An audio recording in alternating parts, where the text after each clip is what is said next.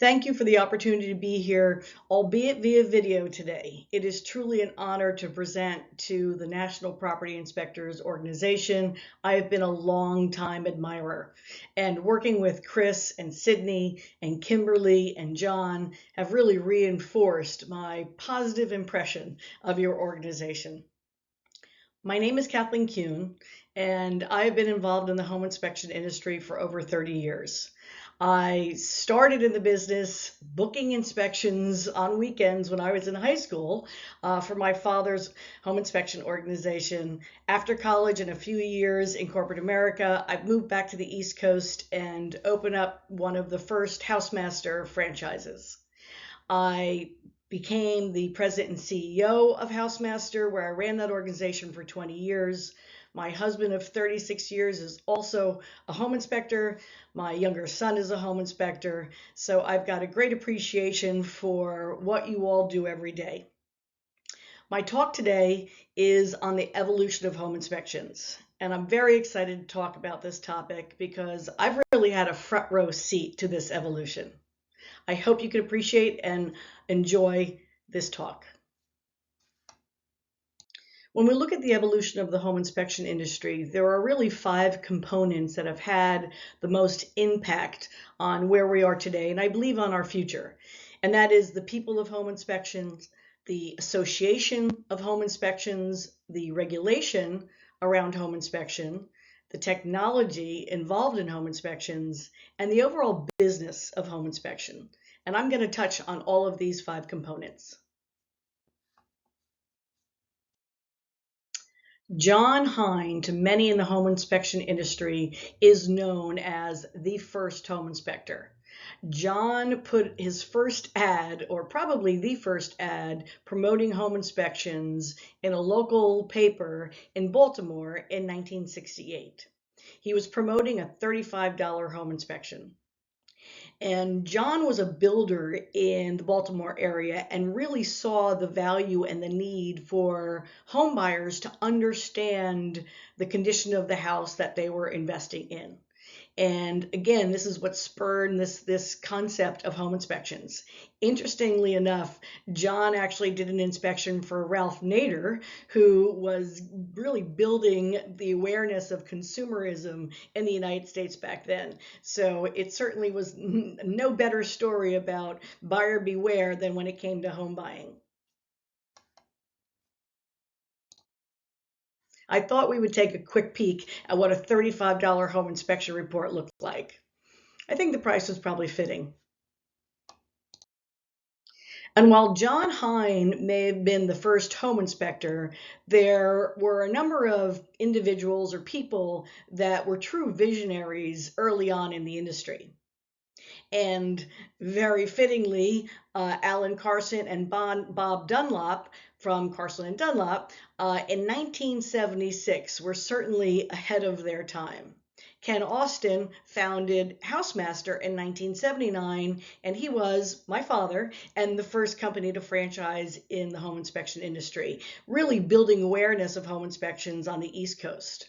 Now, out west, we had Roland Bates, who launched National Property Inspectors in 1987. And again, these individuals were truly saw a vision, truly ahead of their times, and what they've really built impacts us all today.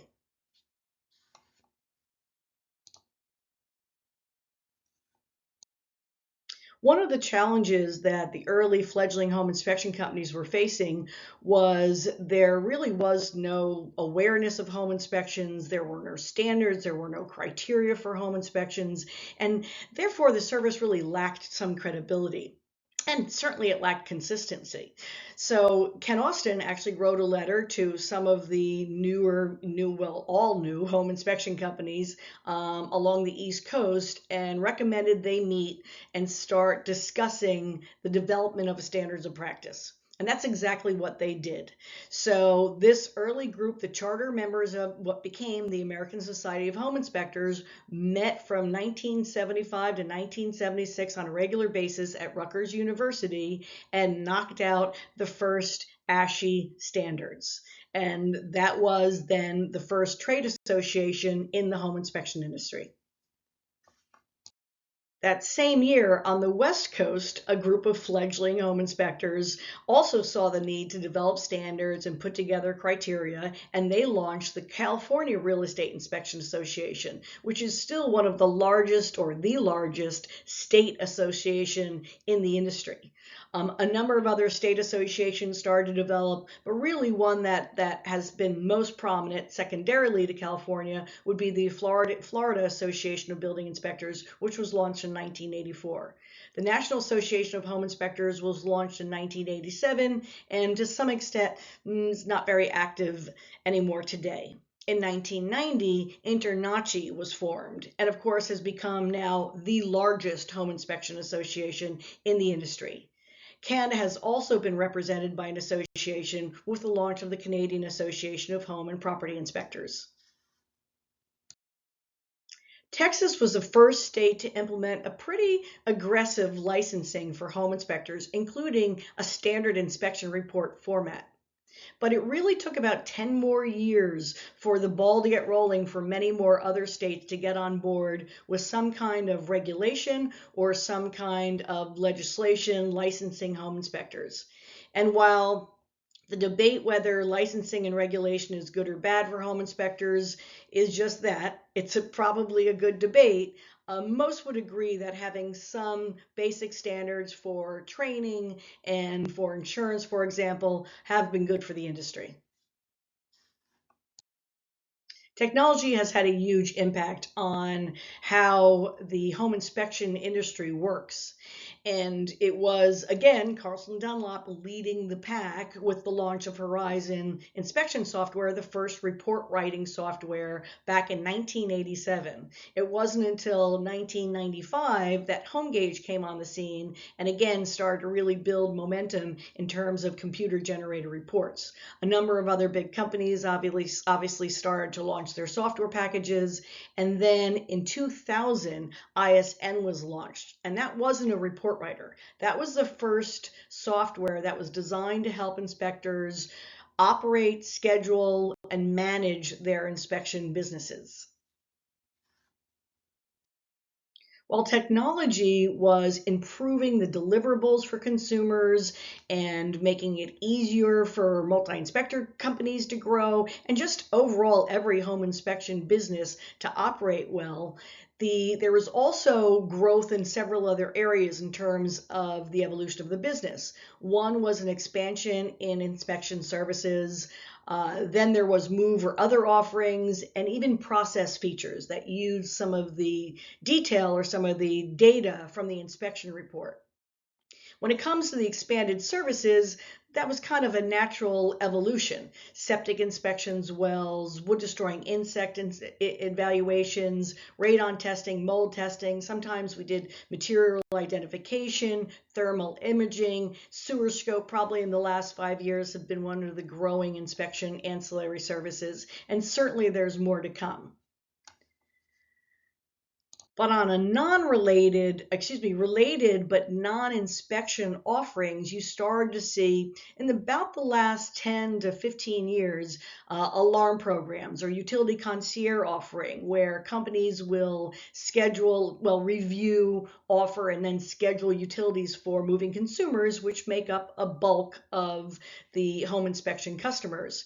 You've got your 90-day, 120-day different warranties, again, that went hand in hand with inspections, and that even evolved beyond that to mold, sewer, roof leak protections, and recall alerts, of course, now become almost a standard offering when it comes to home inspections today. Now, I call these process features, but another growth, if you will, or expansion when it came to offerings in the home inspection world were these programs that use data from the inspection report to generate repair lists and generate repair estimates. So you've got your repair pricer, you've got your major domo, you've got HomeGauge, for example, that has a feature where a consumer or a real estate professional can create a list of repairs from the inspection report to request to be negotiated. And this is really the first time, the beginning, where the inspection data is starting now to be used for other purposes. which is really a perfect segue for me to talk a little bit about Fixle. Because up until Repair Pricer, for example, and those kind of tools, the information in an inspection was really locked in a PDF report, rarely to be used after the transaction. I would still argue that Repair Pricer and those tools still really don't push the consumer to use that data much after the transaction, but again, at least they're beginning to use the data from the inspection report for another purpose. You may even think that delivering the information, all the detail that you collect on an inspection in a PDF report has really almost hurt us. It's really almost helped redefine or define the purpose of a home inspection as providing information to a buyer for the sole purpose of negotiating the price of the house. When the reality is that information should be used not only to negotiate the price of the house, if you can negotiate the price of the house, but really as a foundation to help be responsible and maintain that home long term. And that's really what Fixle is about.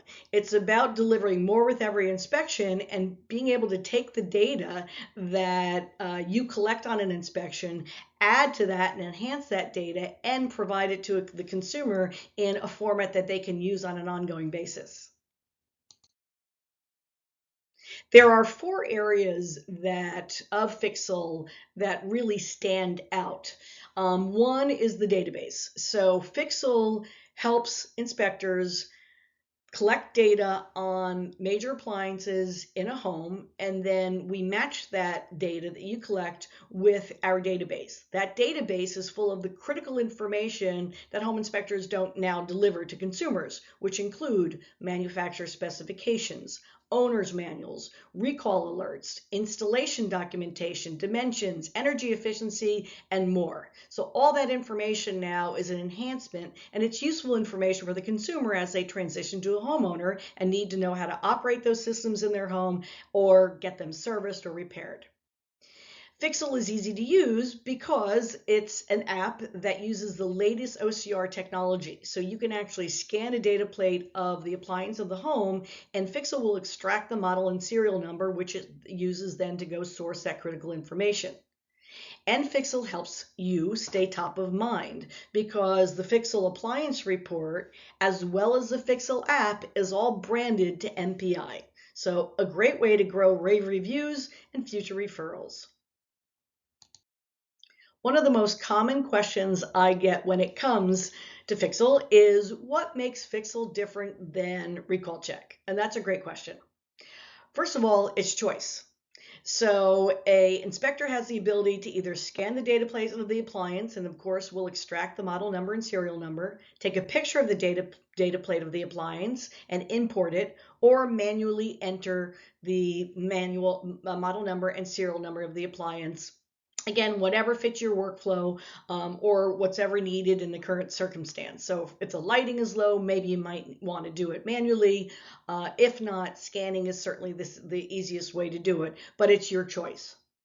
Number 2 is that the recall information is instant. So as soon as that data on the appliance goes into Fixle, you're going to instantly get a read whether there is active recall on the appliance. So unlike Recall Check, where you take the information, it gets sent off, and then a couple days later or some period of time, a report is generated telling the consumer whether there's a recall or not, with Fixle, recall information is instant.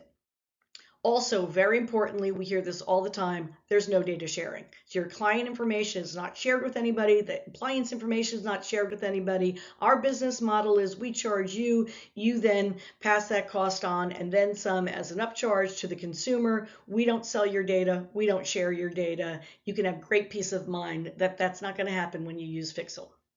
Also, it's not, with Fixle, we're not just recalls. Recalls are a great start, but to really give consumer useful information that they can use after the inspection, after they become homeowners, is because we source that critical information such as manuals, manufacturer specifications, energy guides, and all that information that they're going to need now to operate and maintain those systems. In addition, we provide an HTML report branded to you with all the information about the appliance, the information that you've collected, the information that we've then sourced that goes out in a PDF to the consumer, in addition to a link that goes to the consumer where they can download that information in a free app. So they've got all the information at their fingertips in an app, free to the consumer. It's normally a $60 a year value. And as I start to wind down here a little bit, just a few things that we have available to help you promote that you're now offering Fixle on your inspections. We've got marketing collateral, again, branded to MPI. I'll be working with Sydney to make sure you have access to that. We've got postcards that can be given to consumers on the inspection so they understand the value of Fixle during your inspection. And then also we have handouts for real estate professionals. We've got an office talk for real estate professionals, and in the works an ISN email template, a Spectora email template, and a social post. Again, so that you can announce to your marketplace you now are offering more on every inspection. And just a little coming soon is Fixle Folio. So Fixle Folio will be a back-end dashboard to the Fixle app. So everything you can do in the Fixle app, you'll be able to do in the Fixle Folio. You've asked for this and we deliver. So this will give the ability to review your reports on a desktop, to resend your reports. You can even add items and just look at all the information that you've gathered through Fixle. Again, you'll be complete control now with the desktop back end to everything you can do in the Fixle app. And that's coming soon in the next few months. Well, that pretty much wraps up my talk on the evolution of home inspections and a little introduction to Fixle. Hopefully you've enjoyed looking back as we all now navigate the future of home inspections. I can't end my talk today without saying thank you to everybody at MPI and a special shout out to what I call the Fixle MPI Task Force, group of inspectors that have been working with us 4 months to test Fixle and give us feedback so we can continue to make Fixle better. That is a big thanks to Jason Lee, John and Chris Nelson, Mark Schucker, and Ron Shank. Thank you so much. We appreciate your input. Keep it coming.